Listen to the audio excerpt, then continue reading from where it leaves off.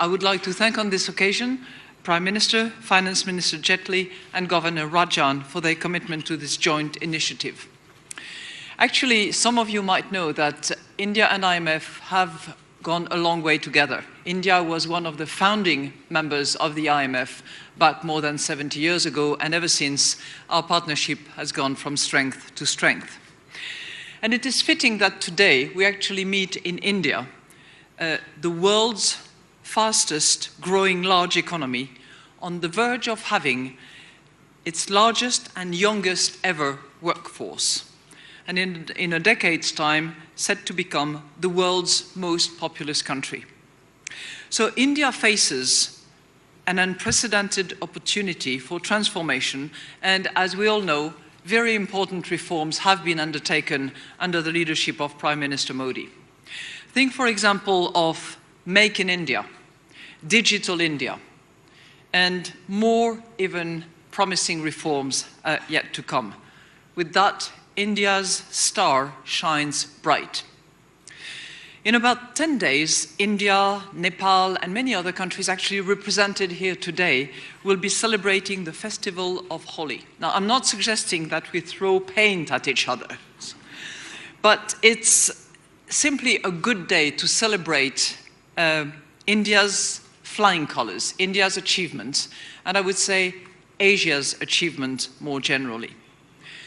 So today is a regional conference that is taking place in New Delhi. Asia has a lot to be proud of. It is the world's most dynamic region. Today accounts for 40% of the global economy, and over the next 4 years, even with slightly declining momentum, it stands to deliver nearly 2/3 of global growth.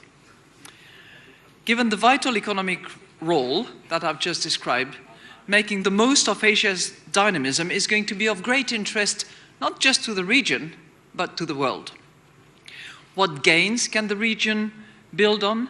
How can it respond to today's global economic challenges? And above all, what can it do to realize its true potential? How can it build on recent gains? Well, Asia's rapid integration into the world economy has been one of the most striking development in the last generation.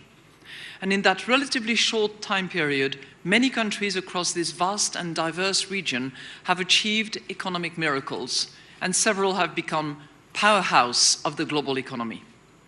For the past 25 years, the Asian crisis notwithstanding, the region's economy has grown at an average of about 6%. And in the aftermath of the financial crisis, Asia was a bright spot. Added to that, economic transformation has actually supported social development. Over the past 35 years, the region has been the world's leader in reducing poverty. Education and health outcomes have improved significantly, and people's living standards have been raised.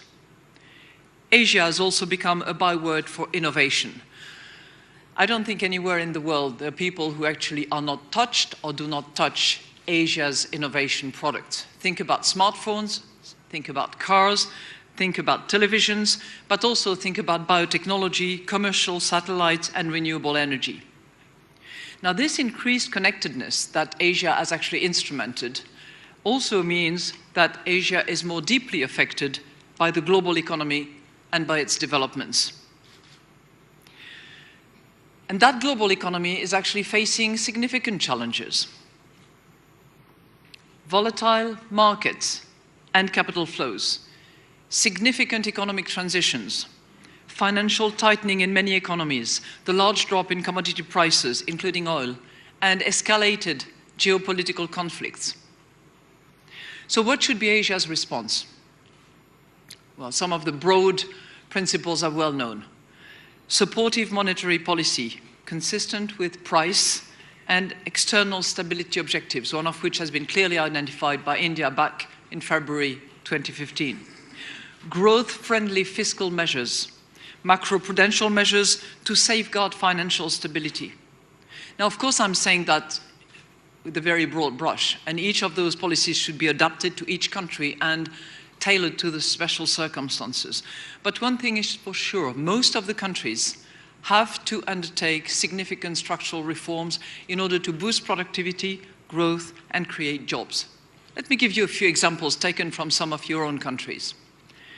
In China, it will be important to improve the allocation of credit to help rebalance the economy away from a debt-led investment. In Japan, tackling dual labor markets, liberalizing product markets, and reforming corporate governance. In India, enhancing the efficiency of product markets, encouraging private investment, improving infrastructure and banks' balance sheets. In many countries, from emerging to low income, strengthening the business environment and developing bond markets. Successfully dealing with these kinds of structural issues will not only support Asia's near and medium-term prospects, but it also will secure the foundations in order to help the region unleash its full potential. Indian Nobel laureate Rabindranath Tagore once said, "You cannot cross the sea merely by standing and staring at the water." Well, certainly, Asia has done a lot more than that, but there is still a lot more to be done. Across the region, income inequality has worsened since 1990. We just recently published a study that concludes that income inequality has increased in 15 of the 22 Asian economies since 1990. And Asia remains home to 2/3 of the world's poor, many of whom live in this country. In most of the region, women and young people are still finding it difficult to access the job market. Now, if we look at it from another perspective, what sounds daunting can actually be also analyzed as significant opportunities. Because what about if income inequality could be reversed, if poverty could continue to be reduced, if women were empowered, and if growth was made more inclusive and more sustainable? What if Asia's 4.4 billion people could actually unleash their full potential?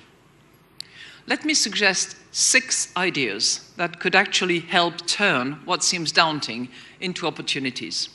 First of all, broadening access to services like health and finance. India, for example, is targeting universal access to banking services by 2018, as you had explained to me, Mr. Prime Minister. And through the, forgive the pronunciation, Pradhan Mantri Jan Dhan Yojana scheme, over 210 million previously unbanked people have now opened a bank account since August 2014 with social transfers paid directly. Second, leveraging the impact of fiscal policy. And that means targeting the social spending on those who need it most. Countries such as the Philippines, for instance, have pioneered conditional cash transfer programs. It also needs to avoid costly across-the-board subsidies and making taxes more progressive. With the Aadhaar system, India has come up with a groundbreaking way to deliver targeted subsidies.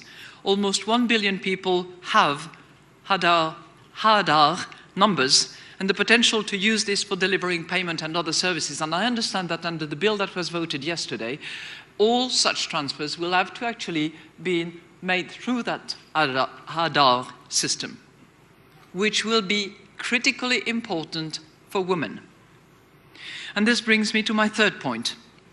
The empowering of women is essential, whether by enhancing girls' access to high-quality education, dismantling legal and logistical barriers to economic participation, or making simply women's life when they go to work a little bit easier. An initiative of Prime Minister Modi's government, for example, is to improve women's wealth services under Beti Bachao, Beti Padhao. Tackling duality and informality in labour market will also bring more young people into formal jobs, providing particularly welcome boost in countries with ageing population. Fourth, with more than 800 million people in Asia lacking access to water, sanitation and electricity, inclusive growth also means investing in infrastructure and making sure that that investment actually is efficient. Fifth, greater trade integration can actually help. and be of significant contribution to the development of growth. And if multilateral trade liberalization are not successful enough, certainly the avenue of bilateral or regional trade liberalization agreement can be helpful. Finally, there is the climate change challenge. Last December, 186 countries decided to contribute together to limiting the negative impact of climate change. Now, the promises that they made, as good as they are, will only be as good as they are delivered. And clearly that will go through carbon pricing, energy subsidy reforms, which is an effort that is undertaken in this region. Yes, they are daunting, all those challenges, and the proposals are difficult to implement. But I've visited Asia many, many times in the last 20 years or so, and I've always seen that positive attitude, that can-do attitude, that can actually move mountains, and I'm sure that Asia will demonstrate its ability to face those challenges with success. I'm pleased to say that the IMF will be Asia's partner in that endeavor. Earlier this year, quota and governance reforms was finally implemented. And I'm very pleased and proud to say that India has now joined China and Japan in the list of the top 10 members of the IMF. This was overdue. Late last year, we also decided to include the renminbi in the basket that determines the value of the special drawing right. And it is joining, of course, the other Asian currency, the yen. Another milestone which is yet to come is that in 2018, the annual meetings of the IMF will take place in Indonesia. And here we are, in New Delhi, holding that regional conference and also, very importantly, inaugurating the first ever new regional training and technical assistance center for South Asia. This is the first time that we're actually bringing together technical assistance and training into one single hub that will serve many other countries in the region. And I would like on this occasion to thank the government of India for offering to host the center and for their substantial financial commitment. I would also like to thank the other member countries, Bangladesh, Bhutan, Maldives, Nepal, and Sri Lanka, for joining with India. And I would also like to thank other contributors, namely Australia and the Republic of Korea, which have also decided to join all of us, including the IMF, in making this regional center actually a really successful operation. Mahatma Gandhi once said, "The future depends on what we do in the present."